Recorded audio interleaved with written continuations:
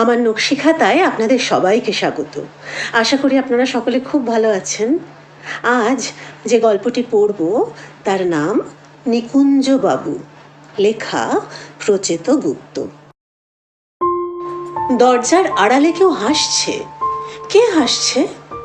নিকুঞ্জ পাঠকের মাথা বালিশে, দুটো পা টান টান করে সামনে মেলা। সেই পা তিনি নাড়াচ্ছেন। নাড়াতে নাড়াতে ভাবছেন কীভাবে শুরু করবেন, কোথা থেকে শুরু করবেন। হাসির আওয়াজে পা নাড়ানো বন্ধ করলেন নিকুঞ্জবাবু। ভুরু কোঁচকালেন। মৃত্যুর বাড়িতে হাসে কে? এ আবার কেমন অসভ্যতা! একটা মানুষ মাত্র হাত কয়েক দূরে মরে পড়ে আছে, সেই সময় হাসাহাসি? ঠিক শুনছেন তো?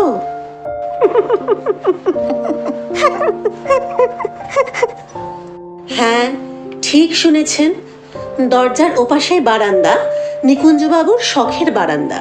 সেই শখের বারান্দা থেকে হাসি ভেসে আসছে। জোরে হাসি নয়, চাপা গলার হাসি। মুখে হাত রেখে হাসলে যেমন হয় সেরকম। আশ্চর্য, খুবই আশ্চর্য। বাড়ির কর্তার মৃত্যুর মতো একটা শোকাবহ ঘটনার পর হাসি?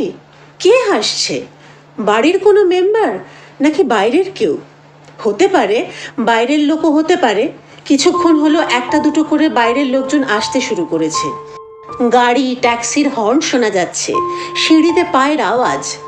মরমর অবস্থার খবর পেলে আজকাল আর বাইরের লোক আসে না। তারা আসে ফাইনাল মারা যাওয়ার পর। ঠিকই করে। মরমর সময় ছুটে আসার মানে ডাক্তার, অ্যাম্বুলেন্স, হাসপাতাল, অক্সিজেনের হাজারটা ফ্যাচাঙে জড়িয়ে পড়ো। মারা যাওয়ার পর পৌঁছলে আর সে ঝামেলা থাকে না, একেবারে ঝাড়া হাত পা। কাল রাতে যখন শ্বাস উঠল তখন কটা বাজে? নিকুঞ্জবাবু সময় মনে করার চেষ্টা করলেন। খুব বেশি হলে একটা। প্রথমে চাপ, তারপর কষ্ট।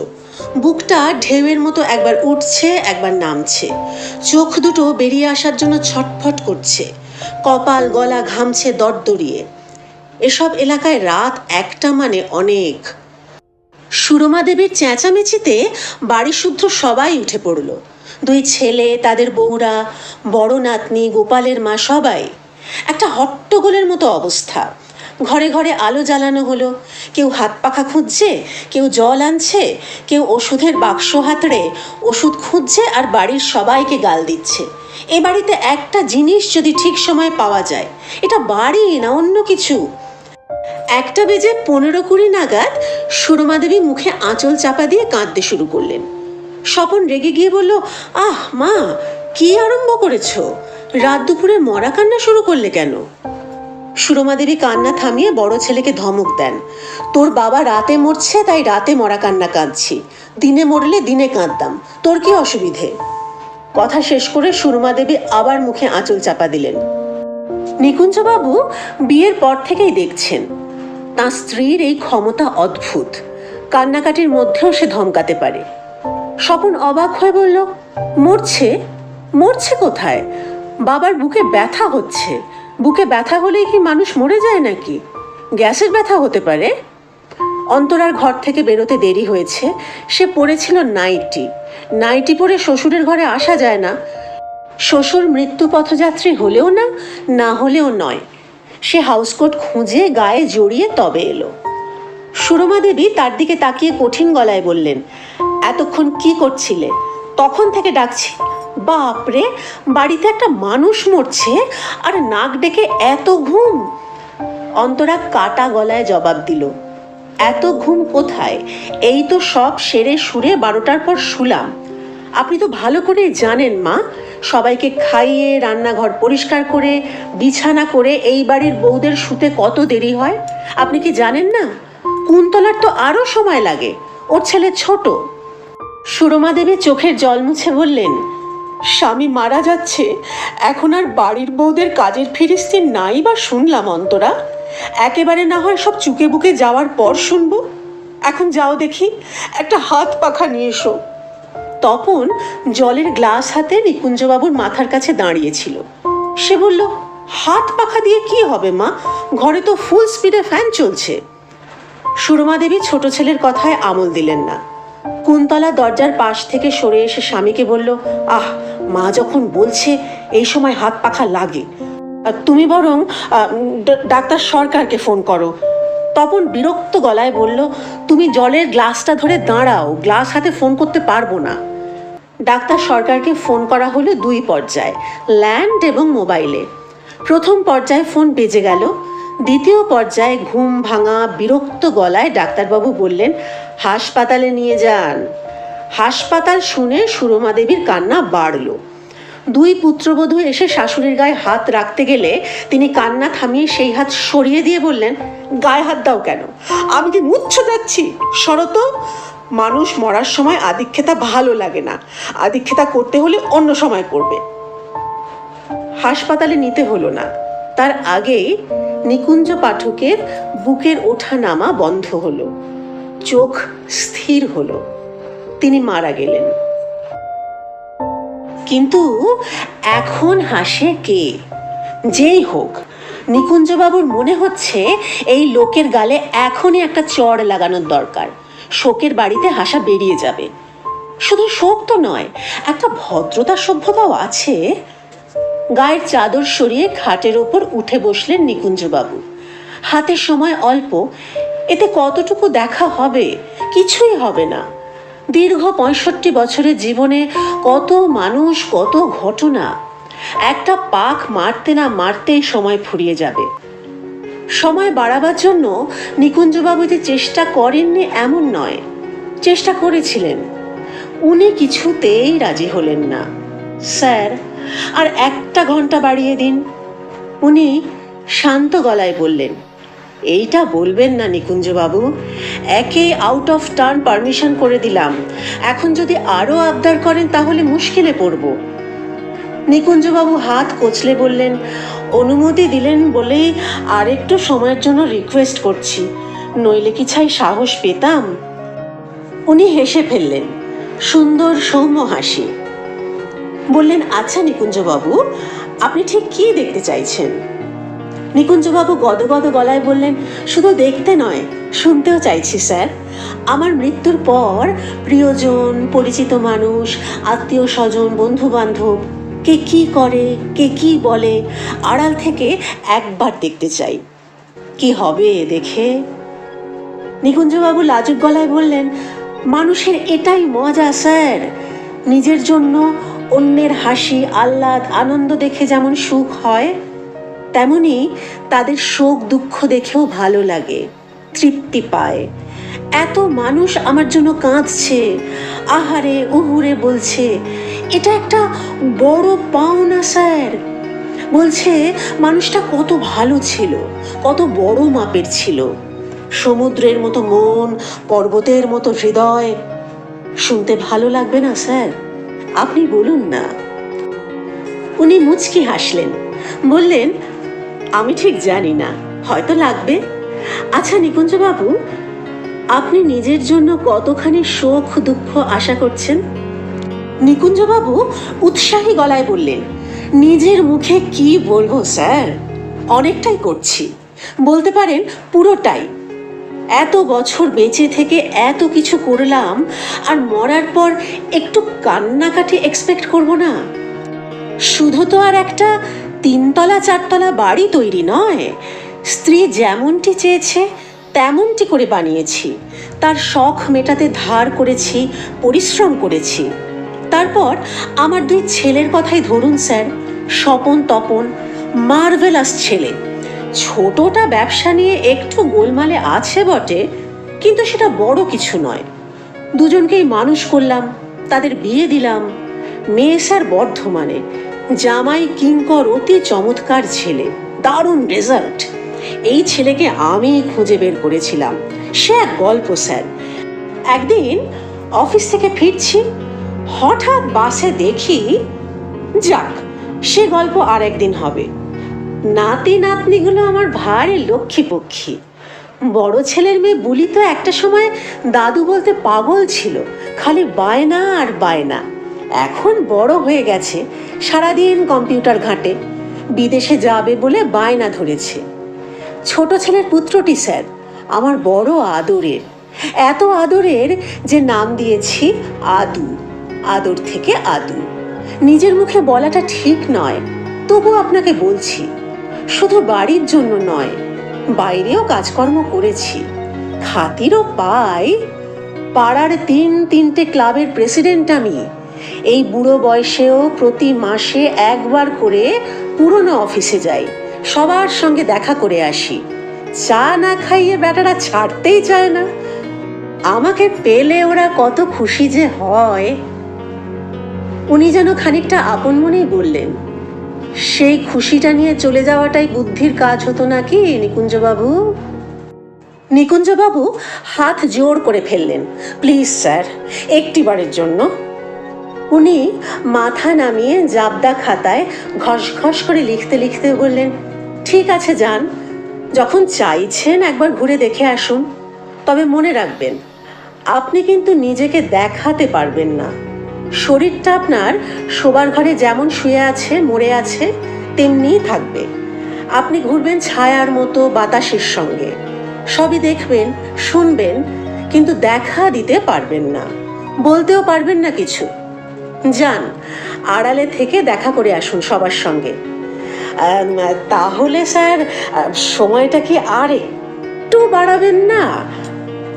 উনি মুখ তুলে তাকালেন, ঠোঁটের ফাঁকে হাসির রেখা ফুটিয়ে বললেন, না, মনে হয় না আপনার লাগবে। চোখ খুলে বিছানায় উঠে বসতেই নিকুঞ্জবাবু দেখতে পেলেন ঘর প্রায় ফাঁকা। দু একজন এদিক সেদিক বসে দাঁড়িয়ে আছে। তারা বেশিরভাগই অচেনা বা আধ চেনা। বাড়ির লোকজন সব গেল কই? সুরমা, এ আবার কি? মৃত স্বামীকে ছেড়ে সে গেল কোথায়? ছেলেরা, তাদের বউ, নাতি নাতনি? নিশ্চয়ই হাত মুখ ধুয়ে ফ্রেশ হতে গেছে। সে তো যাবেই। আহা, বেচারিদের পুরো রাতটাই ধকল গেছে। রাতে মানুষ মরা ঠিক না। মৃতদেহের বালিশের পাশে কে যেন যত্ন করে চশমা ঘড়ি রেখে দিয়েছে। নিকুঞ্জবাবু তুলে চোখে দিলেন, ঘড়ি পড়লেন হাতে। সময়টা খেয়াল রাখতে হবে, উনি রেগে না যান। চিরুনি পাওয়া যাবে? মাথার এই উলুঝুলু অবস্থায় ঘর ছেড়ে বেরোনোটা বিচ্ছিরি। যাক, কি আর করা, মরা মানুষের চিরুনি খোঁজাটা ভালো দেখায় না। হাত বুলিয়ে চুল ঠিক করলেন, তারপর দরজা পেরিয়ে বারান্দায় এসে দাঁড়ালেন। সবার আগে শোকের বাড়িতে হাসির রহস্য ভেদ করা দরকার। কিন্তু বাইরে এসে চমকে উঠলেন নিকুঞ্জবাবু। আরে, এ তো বড় নাতনি বুলি দাঁড়িয়ে। বুলির সঙ্গে শালার মেয়েটাও আছে। কি যেন নাম মেয়েটার? মনে পড়েছে, কাজল। ওরা এর মধ্যে জামশেদপুর থেকে চলে এলো। Very good. নিকুঞ্জবাবু নাতনির দিকে সরে এলেন, দাঁড়ালেন ফুল ফুল গ্রিলের সঙ্গে মিশে। বুলি হাসি হাসি গলায় বলল, এই কাজল, চল না, কাল দুপুরে ছবিটা দেখে আসি, খুব হাসির বই। কাজল হাসতে হাসতে বলল, একেবারে কালই? হ্যাঁ রে, কাল সময় পাবো, বাড়িতে এত ঝামেলা। বুলি চোখ কপালে তুলে বলল, ও মা, ঝামেলা কোথায়? বাবা বলছে আজ সন্ধ্যের মধ্যেই শ্মশান মশান হয়ে যাবে, তারপর ফ্রি। আর ঝামেলা হলেই তো ভালো, আমাদের দিকে কেউ খেয়ালই করবে না, টুক করে ছবি দেখে চলে আসবো, কাঁদো কাঁদো মুখে বাড়ি ঢুকলেই চলবে। কাজল এবার হেসে ফেলল, চোখ নাচিয়ে বলল, এই, ও যাবে? বুলি চোখ পাকিয়ে বলল, কে? কাজল বলল, ওই যে তোর ও। বুলি হাসতে হাসতে বলল, মার খাবি কাজল, ভালো হচ্ছে না কিন্তু। একটু আগে মোবাইলে ফোন করেছিল, আমি বললাম আজ কথা বলবো না, দাদু মারা গেছেন। পাজিটা কি বলল জানিস? কাজল ঠোঁট টিপে হেসে বলল, কি বলল? বলল, তাতে কি হয়েছে, দাদু মারা গেলে প্রেম করা বারণ নাকি? নিকুঞ্জবাবু কি করবেন বুঝতে পারছেন না। তিনি সরে এলেন, পায়ে কোনো আওয়াজ নেই। পা টেপার কোনো দরকার ছিল না, তবু তিনি পা টিপে টিপে বারান্দা দিয়ে হাঁটতে লাগলেন। ওদের কথা তিনি শুনেছেন জানতে পারলে মেয়ে দুটো লজ্জা পাবে। আহা, ছেলে মানুষ, ওরা ওসব দুঃখ টুক্ষ কি বুঝে। বারান্দার শেষে বড় ছেলের ঘর, ঘরের সামনে পর্দা। বড় বৌমার টেস্ট ভালো। মনে আছে, স্বপনের সম্বন্ধ দেখার সময় গায়ের রঙের পাশাপাশি তিনি টেস্টের ব্যাপারটা খেয়াল রেখেছিলেন। রুচি ভালো হলে মানুষও ভালো হয়। ঘরের পর্দা সুন্দর, সুন্দর পর্দা সরিয়ে ভেতরে উঁকি দিলেন নিকুঞ্জবাবু। ওয়ার্ড্রোবের সামনে দাঁড়িয়ে অন্তরা কাপড় জামা গুছোচ্ছে। এক পাশে সোফায় বসে আছে স্বপন, তার চোখ মুখে রাত জাগার ক্লান্তি। অমন মুখ গোমড়া করে বসে আছো কেন? স্বপন মুখ তুলে বিরক্ত গলায় বলল, কি করব? নৃত্য করব? আমাকে ধমকাচ্ছ কেন? বুড়ো বয়সে বাবা মরেছে, তাতে ক্ষতিটা কি? বরং লাভই হয়েছে, ওনারও লাভ আমাদেরও লাভ। লাভ? স্বপন মুখ তুলল। অন্তরা বলল, বাহ, লাভ নয়? এই যদি অসুখ বিসুখ করে বিছানায় পড়ে থাকতো ভালো হতো, নিজে কষ্ট পেত, আমাদেরও জ্বালিয়ে মারতো। জ্বালাতে তো শুরুই করেছিল, এটা খাবো ওটা খাবো, বৌমা কচুল্লতির শাক করো, তিলের নাড়ু বানাও। না বানালেই পারতে। অন্তরা ঝাঁঝের সঙ্গে বলল, না বানালেই পারতে বলা খুব সোজা। উনি ছেলের বৌমা বলে রাঁধুনি নিয়ে এসেছেন না? অর্ডার মতো খাবার না পেলে বুড়ো ছাড়তো? মুখে আবার কত আদিক্ষেতা। আমার বড় বৌমার রান্নার হাত আমি সোনা দিয়ে বাঁধিয়ে দেব, কচুর মাথা দেবে। আসল সোনা তো সব নিজের স্ত্রীর লকারে। নিকুঞ্জবাবু পর্দার আড়ালে এক পা সরে এলেন। এসব কি শুনছেন? ঠিক শুনছেন তো? স্বপনই বা চুপ করে আছে কেন? কিছু বলবে না? একটা ধমক তো দিতে পারে। বাবাকে বুড়ো বলছে আর ছেলে চুপ করে শুনছে। স্বপন বলল, হাত নেড়ে বলল, বাজে কথা ছাড়ো তো, আমি রয়েছি নিজের জ্বালায়। অন্তরা মুখ ফিরিয়ে বলল, কি জ্বালা আবার? শুনলে না তপনটা কি বলল? কি বলল তোমার গুণধর ভাই? বলল, দাদা তুই বড়, শ্মশান মশান শ্রাদ্ধ শান্তি লোক খাওয়ানো সব তুই সামলাবি, ওসবের হ্যাপার মধ্যে আমি নেই। তাছাড়া এই মাসটা ব্যবসায় টানাটানি চলছে। মানে? মানে আবার কি? খরচাপাতি সব আমার। অন্তরা মুখ ঝামটে বলল, কেন? তোমায় কেন? উনি কি বানের জলে ভেসে এসেছেন? বিয়ের পরপরই তোমাকে বলেছিলাম তোমার এই ভাইটি একটি মিচকে, বলিনি? বলো তুমি।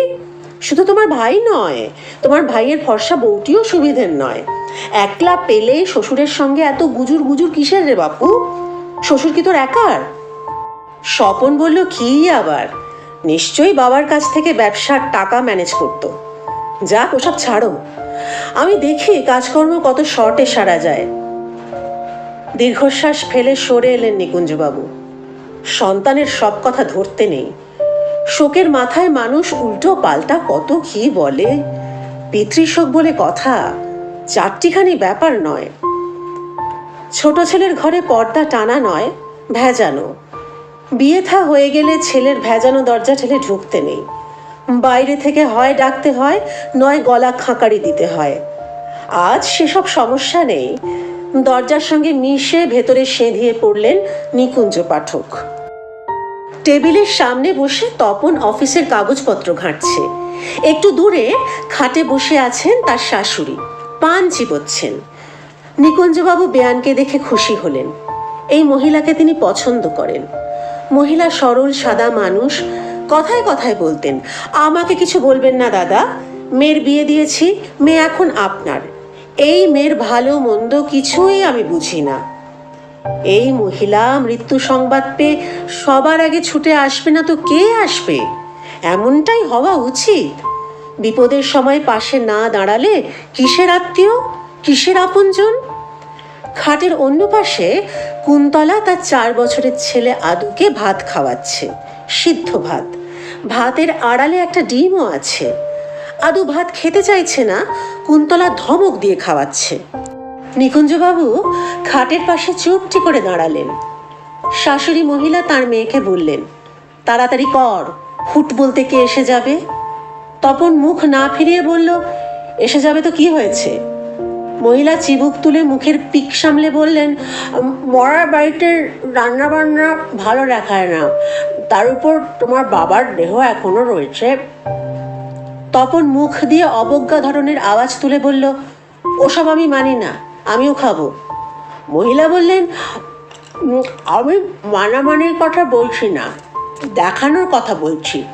তোমার খাওয়াটা ঠিক হবে না তপন, কেউ দেখলে। কুন্তলা তার মায়ের দিকে মুখ ফিরিয়ে কঠিন গলায় বলল, কি হবে মা? বাবা মরেছে বলে ছেলে উপোস করে থাকবে? এটা কেমন কথা বলছো? সবাই তো লুকিয়ে এটা সেটা মেরে দিচ্ছে। তুমি কি ভাবছো এ বাড়ির বড় বউ তার স্বামীকে না খাইয়ে রেখেছে? ভোরবেলা চা দিল, বিস্কুট দিল, একটা ডিম পর্যন্ত ঝট করে ভেজে দিয়েছে। গোপালের মা আমাকে খবর দিয়েছে। তাছাড়া উনি তোমার জামাইয়ের জন্য বাড়তি কি করেছেন? কিছুই নয়। কতদিন ধরে আদুর বাবা 1040 টাকা চাইছে। এমনি চাইনি, বিজনেসের জন্য চাইছে। বাবা একটা ফিক্সড ভাঙালেই হেসে খেলে হয়ে যেত। শ্বশুরমশাই কিছুতেই শুনলেন না, দিচ্ছি দেব বলে কাটিয়ে দিলেন। এখন তো 20 বাঁও জলে, তার জন্য আমরা কেন বুক চাপড়ে কাঁদবো? নিকুঞ্জবাবু সরে দাঁড়ালেন। এখানে 1 মিনিটও নয়। এই ঘর ছেড়ে বেরিয়ে পড়াটাই নিরাপদ। যত দ্রুত পালানো যায় তত মঙ্গল। কুন্তলার মা চাপা গলায় বলছেন, গধার মতো কথা বলিসনি। শ্বশুর গেছে তো কি হয়েছে, এখন তো শাশুড়িকে ম্যানেজ রাখতে হবে। টাকা পয়সা, বাড়ি ঘর ভাগাভাগির ব্যাপার আছে না? যা, ছেলেকে খাওয়ানো বন্ধ করে শাশুড়ির কাছে গিয়ে বস।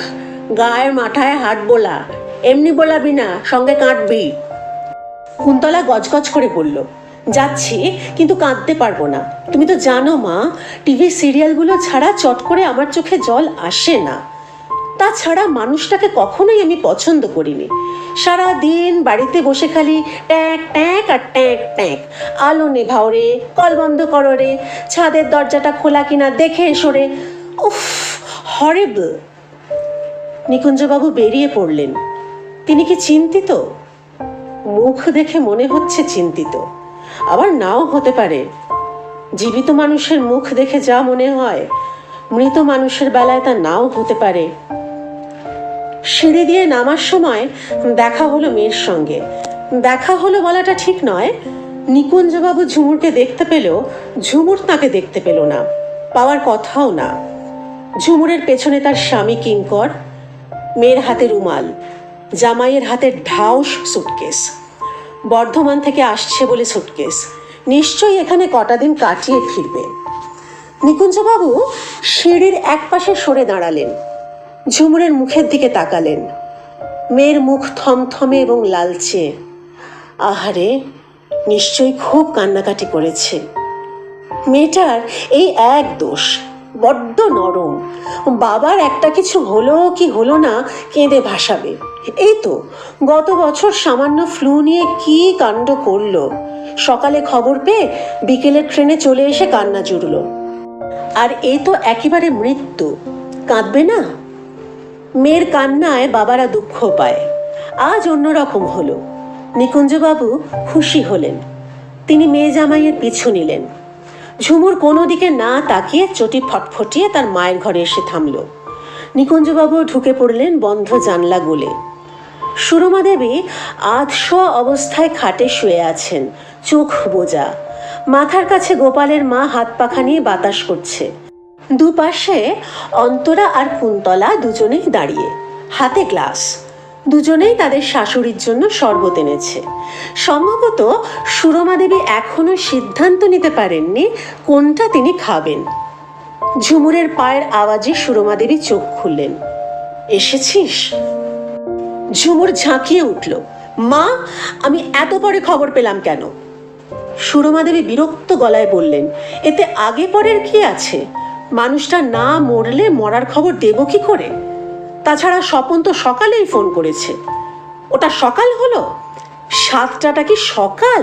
আমাদের আর্ধেক কাজ হয়ে যায়। তোমাদের বাড়ির মতো সবাই পড়ে পড়ে ঘুমোয় না। কথা শেষ করে বউদের দিকে আর চোখে তাকালো ঝুমুর। অন্তরা চিমটিটা ধরে নিল, নিচু গলায় বলল, পড়ে পড়ে ঘুমোনোর কি আছে দিদি? গোটা রাতই তো আমরা জেগেছি। সুরমা দেবী মুখে আঁচল দিয়ে বললেন, এটা কোনো কথা নয় বড় বৌমা। বাড়ির কর্তা মারা যাচ্ছে, বাড়ি শুদ্ধ সবাই জাগবে না তো কি করবে? নাক ডেকে ঘুমোবে? সত্যিই তো তোমাদের ঝুমুরকে আরো আগে খবর দেওয়া উচিত ছিল। কুন্তলা জায়ের পক্ষ নিল, রিনরিনে গলায় বলল, 7টা এমন কিছু দেরি নয়। বর্ধমান থেকে তো 10 মিনিট অন্তর অন্তর ট্রেন। সেরকম হলে কিঙ্করদার গাড়ি ছিল, এরকম একটা বিপদের দিনে তেল খরচ নিয়ে ভাবলে চলে না। কিঙ্কর বোকাশোকা মানুষ, চট করে সবটা ধরতে পারে না। সে সব সময় বউয়ের কথা অনুযায়ী চলতে চেষ্টা করে, কখন রাখবে কখন খুশি হবে পারলে সেটাও জেনে নেয়।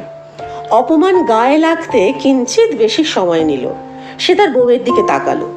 ঝুমুর গলা তুলল, ভাবতে তো হবেই, এখন থেকে সব খরচাপাতি নিয়েই ভাবতে হবে।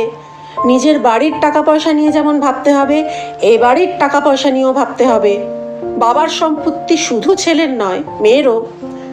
সুরমা দেবী বললেন, উফ ঝুমুর, এখনো তোর বাবা পাশের ঘরে শুয়ে আছে, এসব কি শুরু করলি? বাবার মৃত্যু শোকে এতক্ষণ পর্যন্ত যে মন খুলে কাঁদবার সময় পায়নি, সেই ঝুমুর এবার ফুপিয়ে উঠল। কাঁদতে কাঁদতে বলল, শুরু আমি করেছি না তোমার ছেলে আর তাদের বউরা শুরু করেছে? মা, আমাকে বাবার মৃত্যুর খবর কেন দেরি করে দেওয়া হলো আমি জানি না ভেবেছ? প্রমাণ করতে চাইছে ঝুমুর কুণ্ডু এ বাড়ির কেউ নয়।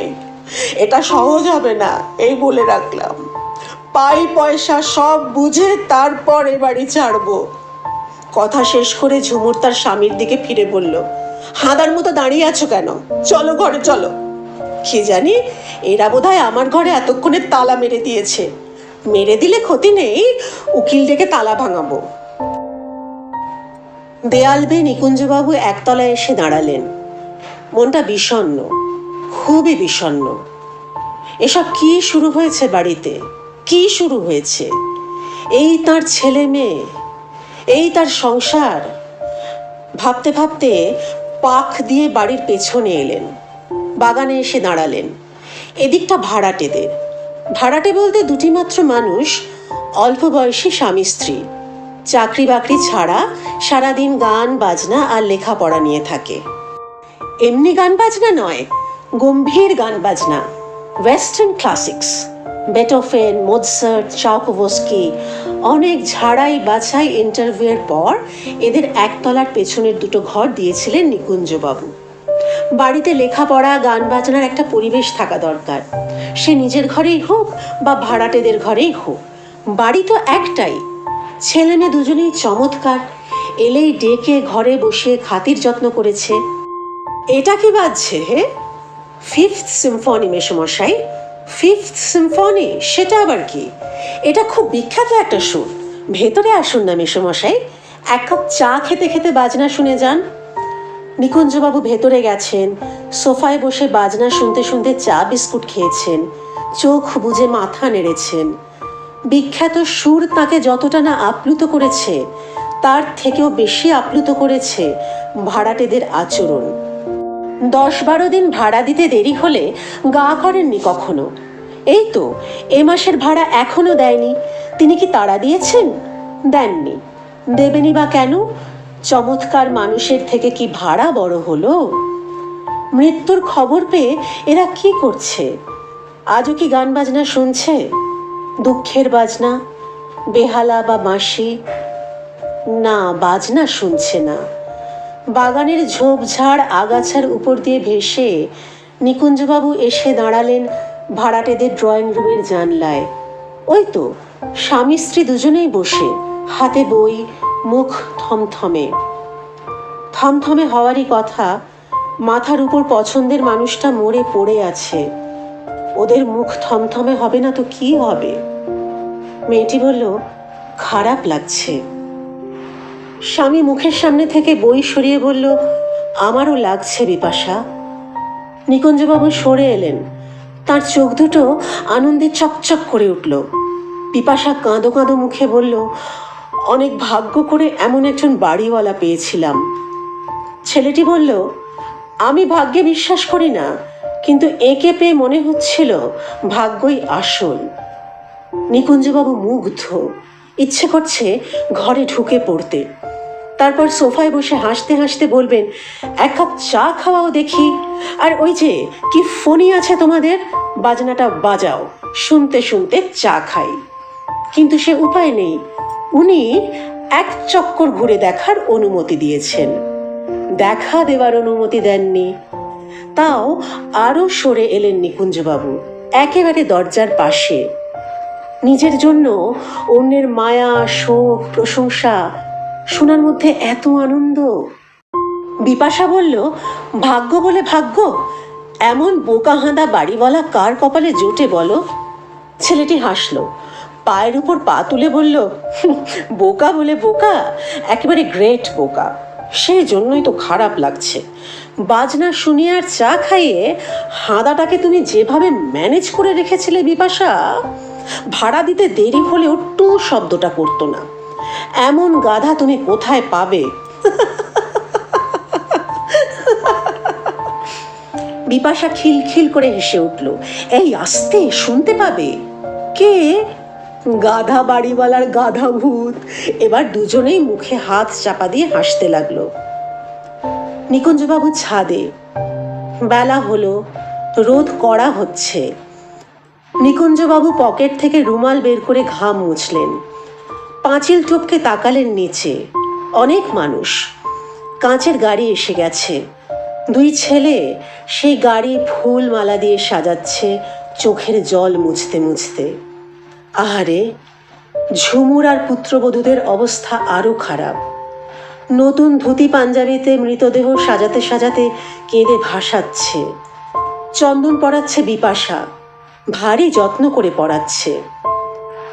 নিকুঞ্জবাবু অবাক হলেন, এই মেয়ের এত গুণ। সুরমা ইতিমধ্যে কয়েকবার ফিট গেছে। কাজল আর বুলি তাকে সামলাচ্ছে। নিকুঞ্জবাবু স্ত্রীর ফিট যাওয়ার ঘটনায় চিন্তিত। এটা ঠিক নয়। শোকের জন্য নিজেকে অসুস্থ করা মোটে বুদ্ধিমানের কাজ নয়। সুরমাটা কোনো দিনই নিজের দিকে খেয়াল রাখে না। নিকুঞ্জবাবু হাত উল্টে ঘড়ি দেখলেন। সময় ফুরিয়ে এসেছে। এবার যাবার পালা। দেরি করলে উনি রাগ করবেন। দেরি করার দরকারও নেই। দেখাশোনা সবই হয়ে গেছে। খানিক আগে পুরনো অফিসেও ঢু মেরেছিলেন তিনি। একেবারে লিফটে চেপে সোজা অ্যাকাউন্টসে। কত বছর যে এই ডিপার্টমেন্টে কাটিয়েছেন, টেবিল, চেয়ার, ফাইল সব জায়গাতেই মায়া পড়ে আছে। সুদীপ্ত নিজের টেবিল থেকে চিৎকার করে বলল, খবর পেয়েছো অম্বরীশ? পাঠকদা গেছেন। উল্টো দিকে টেবিলে বসে অম্বরীশ ফাইল ঘাঁটছিল। মুখ তুলে বলল, কোথায় গেলেন? সুদীপ্ত হাত তুলে আকাশ দেখালো। অম্বরীশ হেসে উঠল। অম্বরীশ বলল, যাক, নিজে বাঁচলেন, আমাদেরও বাঁচালেন। সপ্তাহে সপ্তাহে এসে আর জ্বালাবেন না। রিটায়ার্ড লোকগুলোর এই হয়েছে সমস্যা, ভাবে তাদের মতো অন্যদেরও বুঝি কাজকর্ম নেই। সুদীপ্ত হাসতে হাসতে বলল, বাপু হে, কাউকে পাঠিয়ে তাড়াতাড়ি একটা মালা ঘুষ দিয়ে এসো, ভূত হয়েও যেন আর এদিক মুখো না হয়। নিকুঞ্জবাবু পাঁচিলের ধার থেকে সরে এলেন, এগিয়ে গেলেন সিঁড়ির দিকে। ঠিক তখনই হালকা পায়ের আওয়াজ তুলে ছাদে উঠে এলো আদু। 4 বছরের ছোট্ট আদু, নিকুঞ্জবাবুর আদরের নাতি। নিকুঞ্জবাবু থমকে দাঁড়ালেন। মুখোমুখি দাঁড়িয়ে পড়ল আদুও। চোখ দুটো বড় বড় করে বলল, দাদু, তুমি তুমি এখানে? নিকুঞ্জবাবু চমকে উঠলেন। আদু তাকে দেখতে পাচ্ছে? কি করে পাচ্ছে? উনি তো সেই ক্ষমতা দেননি, বরং বারবার বলে দিয়েছেন, মনে রাখবেন নিকুঞ্জবাবু, আপনি দেখবেন কিন্তু আপনাকে কেউ দেখতে পাবে না, আপনি চাইলেও দেখতে পাবে না। মরা মানুষকে জ্যান্ত দেখা গেলে সে এক কেলেঙ্কারি কাণ্ড হবে, নিয়ম কানুন সব উল্টে পাল্টে যাবে। তাহলে কি হলো? ছোট্ট আদুর বেলায় নিয়ম কি উল্টে পাল্টে গেল? আদু দুপা এসে নিকুঞ্জবাবুর ডান হাতটা ধরল। সেই নরম আঙুল, সেই গরম গরম ছোঁয়া। নিকুঞ্জবাবুর শরীর কেঁপে উঠল। মৃত শরীরে প্রাণের কাঁপন। ছাদে কি করছো দাদু? নিকুঞ্জবাবু নিচু হয়ে নাতির মুখের কাছে মুখ নিয়ে হেসে বলল, কিছু নয় রে বেটা, চলে যাওয়ার আগে বাড়িটা একবার ঘুরে নিচ্ছি। আদু আবদারের ঢঙে বলল, না, তুমি যাবে না। ছি সোনা, অমন বলতে নেই, যাবে না, যাবে না, যাবে না। নিকুঞ্জবাবু হাসার চেষ্টা করলেন, বললেন, নিচে সবাই অপেক্ষা করছে, গাড়ি এসেছে, ফুল এসেছে, করুক, তোমাকে আমি ছাড়ছি না। এসো, তুমি আর আমি ঘুড়ি ওড়াই, তুমি কিন্তু লাটাই ধরবে, এই বলে রাখলাম। দাঁত চেপে নিজেকে সামলালেন নিকুঞ্জবাবু। তিনি কি এইটুকু শোনার জন্যই অপেক্ষা করছিলেন? ও কথা বললে কি হয় বাবা? সময় হলে তো যেতেই হবে, তাছাড়া দেরি করলে উনি যে রাগ করবেন দাদু ভাই। ছোট্ট আদু তার চোখের ছোট্ট জল মুছে বলল, উনি কে দাদু? নিকুঞ্জবাবু নাতির মাথায় হাত রাখলেন। প্রশ্ন এড়িয়ে মুচকি হেসে বললেন, ভালো থেকো বাবা, দুষ্টুমি করো না, মার কথা শুনবে কেমন? আদু ঘাড় কাত করল, বলল, আবার আসবে তো? নিজের মৃত্যুতে মানুষ কখনো কাঁদে? কখনো কাঁদে না। নিকুঞ্জবাবুর চোখে তাহলে কিসের জল? আসবো সোনা, নিশ্চয়ই আসবো। নিকুঞ্জবাবু চলে যাচ্ছেন। তার ভালো লাগছে না, মনে হচ্ছে আর একটু থেকে যাই, আর একটুখানি। সববাহী গাড়ি স্টার্ট নিল। যখন পড়বে না মোর পায়ের চিহ্ন এই বাটে, আমি বাইব না, আমি বাইব না মোর খেয়া তরি এই ঘাটে গো। যখন পড়বে না মোর পায়ের চিহ্ন এই বাটে। নিকুঞ্জবাবু, গল্পটি এখানেই শেষ হলো। লেখা প্রচেত গুপ্ত। কেমন লাগলো জানাবেন। যদি ভালো লাগে তাহলে সাবস্ক্রাইব করে চ্যানেলটিকে আমার পাশে থাকবেন, আর নকশি খাতাকে আপনার নিজের করে নেবেন। আপনাদের কমেন্ট পেলে আমার খুব ভালো লাগে, উৎসাহিত বোধ করি। নিশ্চয়ই কমেন্ট করবেন। সকলে খুব ভালো থাকবেন। শিগগির দেখা হচ্ছে। আজ আসি।